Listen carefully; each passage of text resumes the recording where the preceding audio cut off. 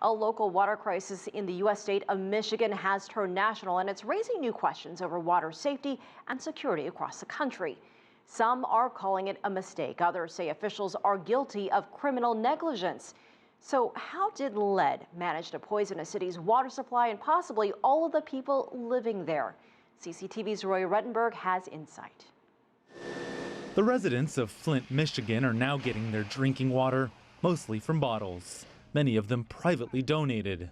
For more than a year, lead was continuously contaminating the town's water. The state government recently ordered that bottles be shipped in. We are going door to door. It is planned every day this week, and it'll continue until every resident has safe drinking water. That's our goal. Oddly enough, Flint sits just 100 kilometers away from the Great Lakes, one of the world's largest concentrations of fresh water.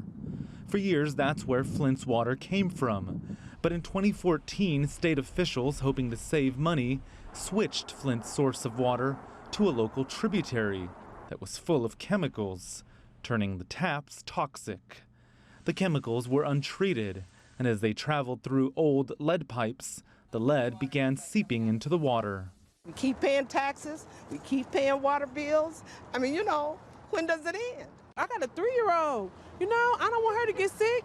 This independent team of engineers from a university in the U.S. state of Virginia says it alerted Flint officials about the dangers back in August, and the concerns were dismissed. The way this was handled was just outrageously negligent at best, and I think in some cases criminal. Local officials assured residents the water, often brown in color, was fine. It wasn't.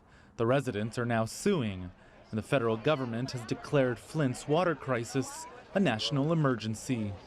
But some say it's not just a health issue. The majority of Flint's 100,000 residents are working class and black.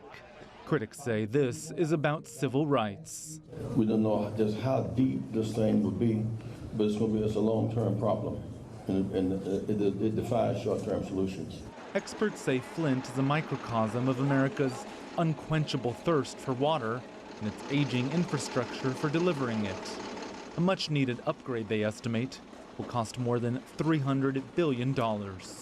U.S. President Barack Obama is due to travel to Michigan on Wednesday to attend a prominent auto show in nearby Detroit.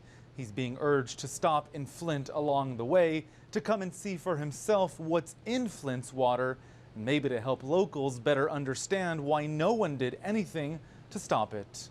Roee Ruttenberg, CCTV in Washington.